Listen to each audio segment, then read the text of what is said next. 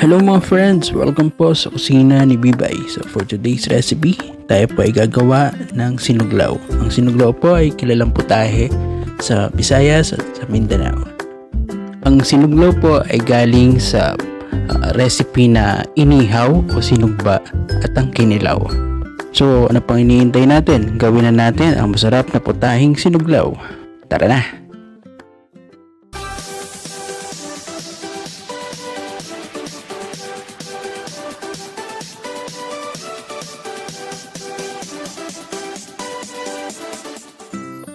Para po sa complete recipe, pakicheck lang po ang ating description box. So, una po, kailangan natin dito ng bawang, sibuyas, luya, at saka siling pula, saka siling green. Bali, madali lang po itong gawin, saka matipid dahil kakaunti lang po ang ating rekado.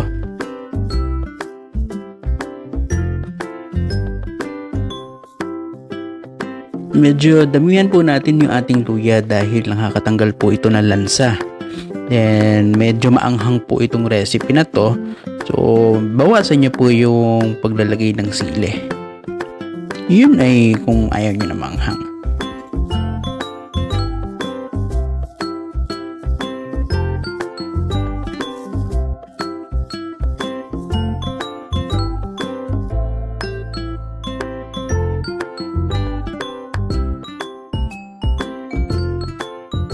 At dahil medyo maanghang po siya, lalagyan po natin ito ng pipino. So yung yan din yung mga napansin ko dun sa sa mga maanghang na pagkain, lalo na sa Thailand, yung mga maanghang nila doon, nilalagyan nila ng pang kontra o pipino ang ginagamit nila dahil siguro malamig yung pipino sa pagkakinain, no?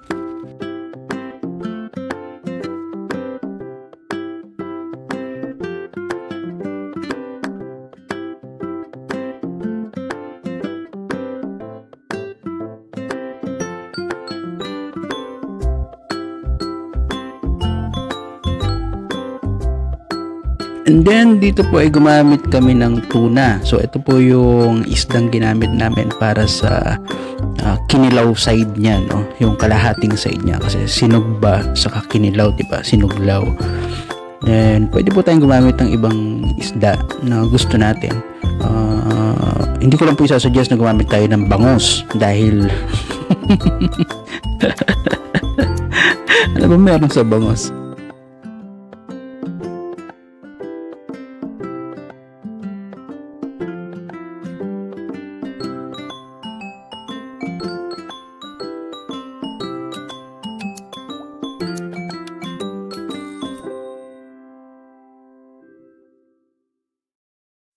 Alam niyo mga friends, actually wala ako nung ginagawa ni Bibay itong recipe na to, no? Pero kung nandito ako nung ginagawa niya itong recipe na to, siguro kumuha na ako dito sa tuna na to kasi mahilig ako sa sashimi. So sashimi is gawa sa tuna, no? O yung maguro sa salitang Hapon.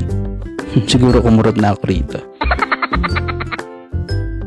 Then dahil nga po kinalaw siya, lalagyan po natin siya ng suka. So ilulubog lang po natin sa suka yung karne ng isda. Bali, cover natin siya, then we will soak this for about 10 minutes.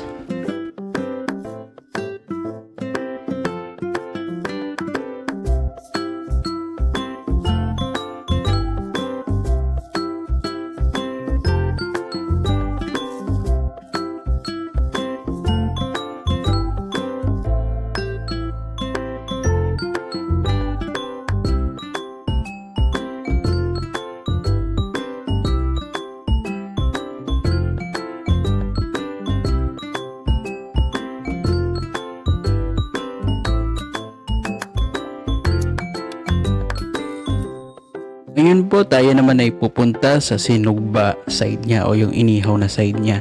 So gumamit po kami dito ng liempo. Ay ihaw po natin ito sa salt and pepper. So para po siyang steak, no? Ihawin lang po natin siya.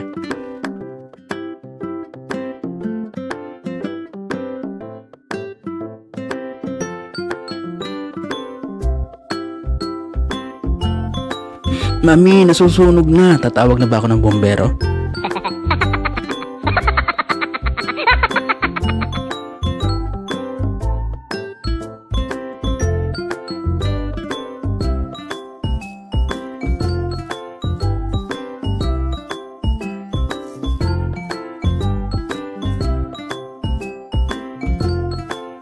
Then, after po nating sunugin, lutuin ang ating liempo, hihiwain po natin ito ng bite size. Sa ganitong pagkakataon, dito ako nagka-presenta. Gusto ko ako yung maghihiwa. Kasi habang naghihiwa ako, panay din ang kurot ko. Siyempre, kailangan tikman eh. Rice please.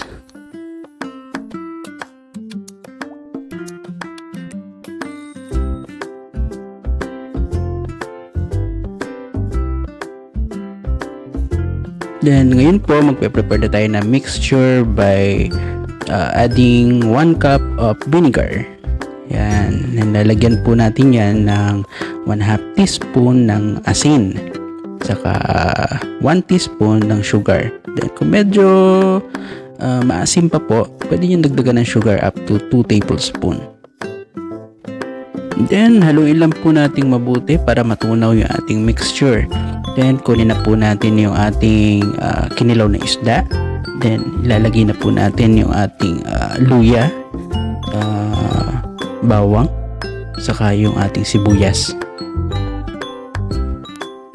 Then, ihalo na rin po natin dito yung ating sili. Yung siling pula, saka yung siling green.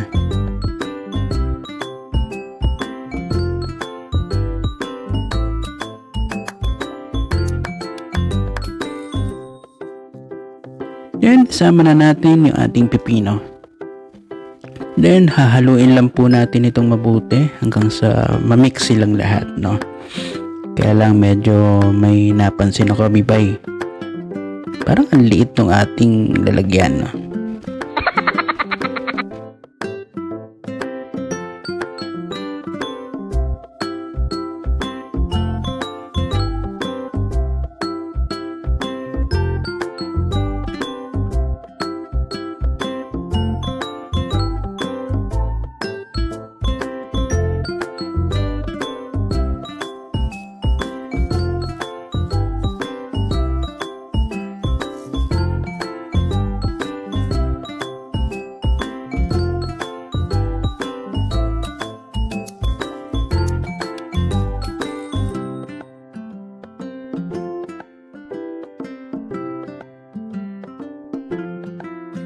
At dahil nahirapan na siya dahil sa liliit ng lalagyan at meron pa tayong ihahalo, inilipat namin sa mas malaking lalagyan.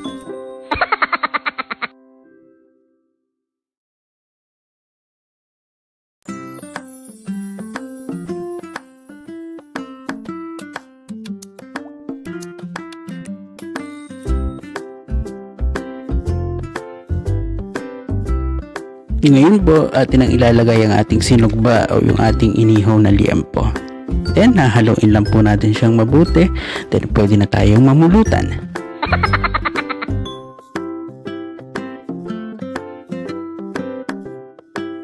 After namin siyang ilipat sa mas malaking lalagyan, napansin po namin na maliit pa rin pala siya.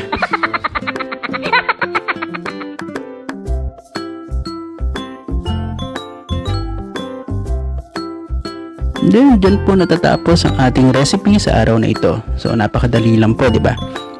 So, sana po ay nagustuhan ninyo ang ating putahe. Then, don't forget to like, subscribe, and share.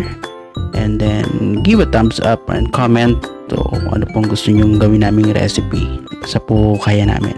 So, kami po ang Kusina ni Bibay na nagsasabing, happy cooking! Thank you!